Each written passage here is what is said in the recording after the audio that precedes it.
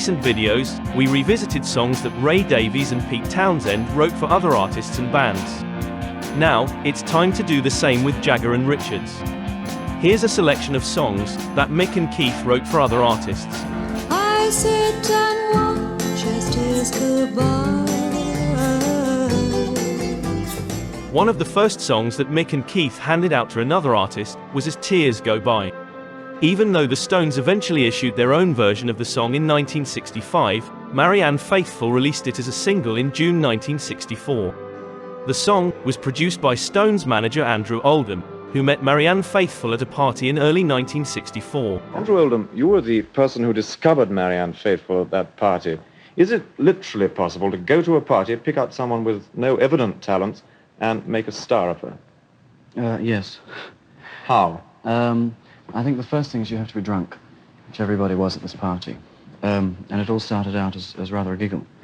But my commercial mind ticked over the drinks, and I saw that she had a face that could definitely be something. Well, I was just standing there, and there was John, and there was Andrew Oldham, and they weren't talking to me. They were saying, Andrew said to him, "Can she sing?" And he said, "I don't know." And they talked about me like this, and then they said, "Can you sing?" And I said, you know, it was incredible. No one ever, I didn't know what was happening. First it was in the 30s. We watched it anxiously, and it went up to the 20s and went into the 10, and then we suddenly felt that something had to be done about it. So we sat down and talked it out. I felt that I couldn't tell Marianne not to take this chance, because she wanted to do something with the theatre, you see, sometime or other, via university or directly through a drama school.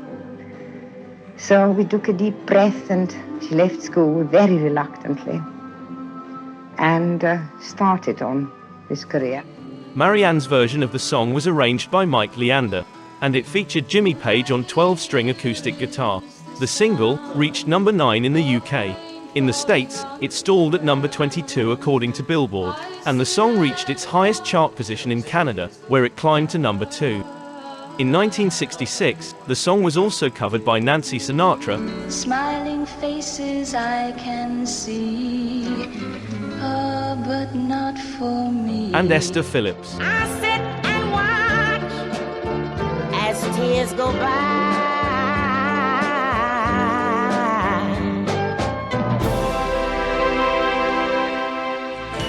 Tell me, Sister Morphine, when are you coming round again?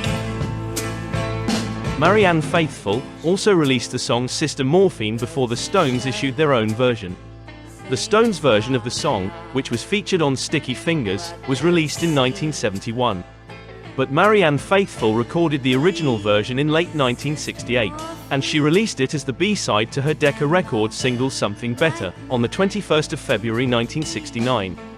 In an interview several years later, Marianne recalled, Sister Morphine is the beginning of my real creative life, because I wrote the words to that, and Mick wrote the tune. And actually the experience of writing Sister Morphine with Mick was wonderful. And that's where I learned to write songs. Before that, I had gone to all the Stones sessions and the Who sessions and the Beatles sessions. I did a lot of that, which I realize now was me wanting to learn my craft. Sister Morphine is a story about a man who's had a terrible accident and he's dying, and he's begging the nurse for morphine. That's the story. After an estimated 500 copies had been issued, Decca Records decided to withdraw the single due to the drug reference in the title. But in other countries the single remained in release. In some territories such as the Netherlands, Italy, and Japan, Sister Morphine appeared on the A-side. The Stones version of the song featured on Sticky Fingers was excellent. But many people think that Marianne Faithfull's version is probably the definitive version of the song. Marianne's vocal delivery and Ry Cooder's beautiful slide guitar give it the edge over the Stones version.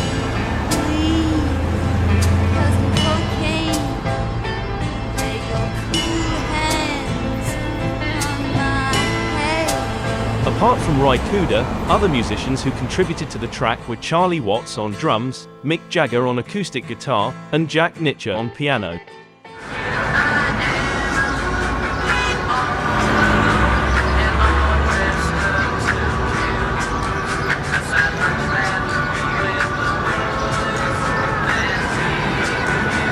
Most of the songs that Mick and Keith gave away to other artists were either songs that the Stones decided not to release because they were too pop, or songs that Andrew Oldham asked him to write so that he could offer them to other artists that he was producing. All these songs were recorded as demos, and many of them appeared on the Metamorphosis compilation, which was put out by Decca in the mid-70s. I'd Much Rather Be With the Boys, one of the songs featured on Metamorphosis, is 60s pop at its best. The song sounded like it was tailor-made for girl groups from that era such as the Ronettes and the Crystals. Not surprisingly, the tune was written around the time that the Stones toured the UK with the Ronettes. Unfortunately, the Ronettes never covered the song. Instead, the track was recorded by Canadian pop singer Donna Lynn, who released a decent enough cover of it in 1965.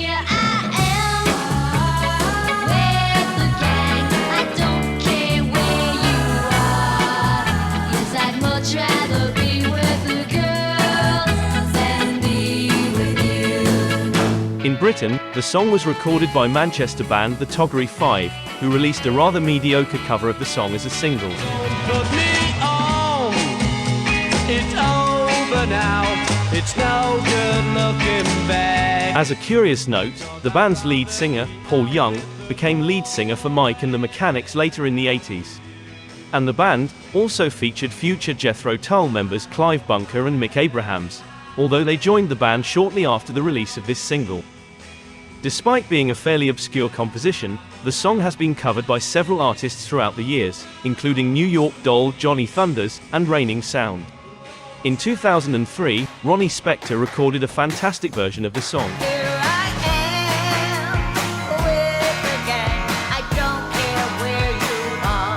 Her cover seemed to provide a great ending to the story of this track, since it always sounded like it was written with Ronnie Spector in mind. But this wasn't the only girl group-inspired song that Mick and Keith wrote in the 60s.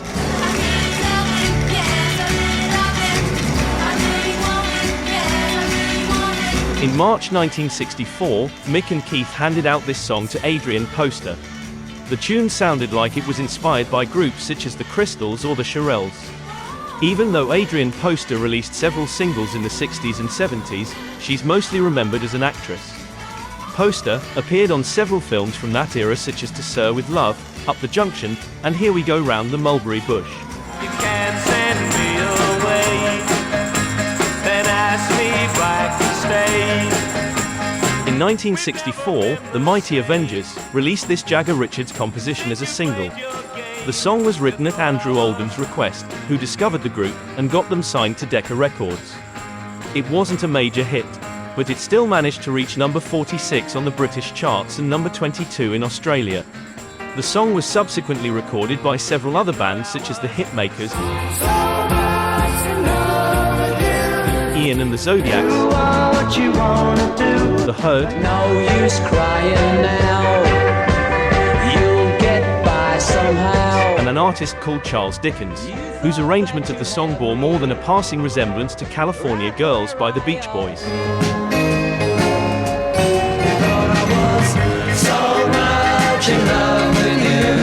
But this wasn't the only Jagger Richards composition that the Mighty Avengers recorded. In fact, 3 of their singles featured songs that Mick and Keith wrote especially for them. One of those songs was Blue Turns to Grey. Then blue turns to gray. And try as you may. The Stones themselves ended up recording their own version of the song later in 1965. Their version appeared on the US version of the album December's Children. Blue Turns to Grey was also covered by plenty of bands and artists such as the Epics, So now that she is gone, Tracy D, What happens every dawn? Dick and Dee Dee, or maybe just an hour, boy. and Don and the Good Times. When blue turns to gray, and try as you may. None of these versions set the charts on fire. However, in early 1966, Cliff Richard and the Shadows also covered the song. and they took it to number 9 in Britain. When blue turns to gray, and try as you may.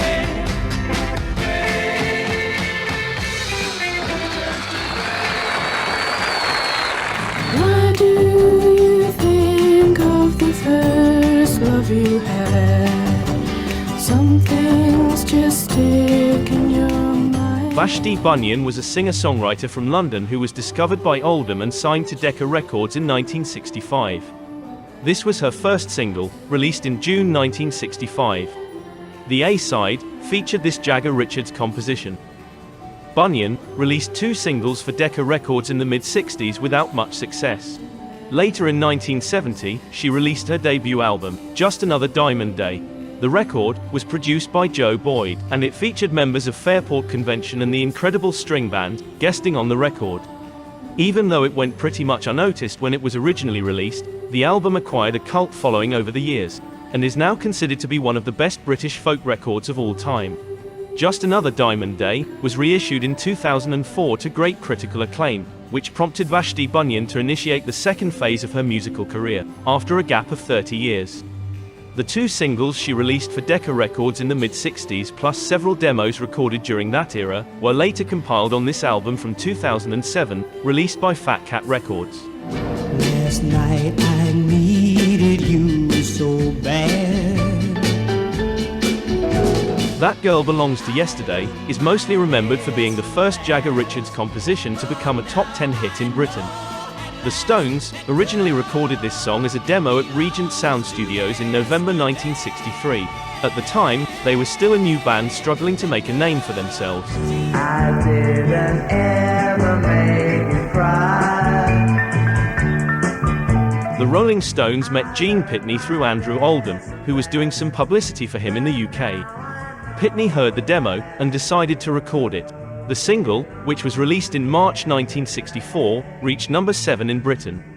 At the time, the Stones were still mostly doing covers of rhythm and blues numbers, so the fact that this song became a top 10 hit was probably a major boost of confidence for Jagger and Richards, and it prompted them to hone their craft as songwriters. But this Gene Pitney number wasn't the first time that someone else recorded a Jagger Richards composition as a single. I've been waiting such a long, long time to hear you say that you'll be mine. Will you be my lover tonight? Both sides of this single by George Bean were penned by Jagger and Richards. The single, which was released in January 1964, was the first time another artist released a song by Mick and Keith as a single. In fact, this was the first time that a Jagger and Richards composition was released as a single, since the few singles that the Stones had released at that point were covers of other people's material.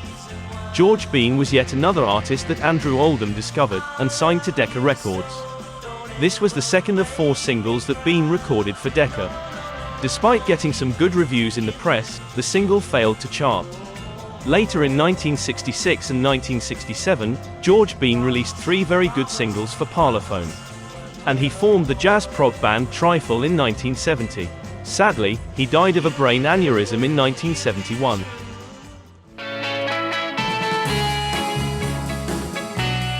Mick and Keith pretty much stopped handing out songs to other artists around 1966. It wasn't until almost 10 years later that they decided to give away 2 of their songs. In 1974, Ronnie Wood started recording his first solo album. At the time, Ronnie was still a member of the Faces, and Mick Taylor was still a member of the Stones, but Jagger and Richards were already developing a strong friendship with Ronnie Wood. Mick and Keith guested on several songs from the album, and they gifted him with a couple of unreleased Jagger Richards compositions. One of them, the song Sure the One You Need, even featured Keith Richards on lead vocals.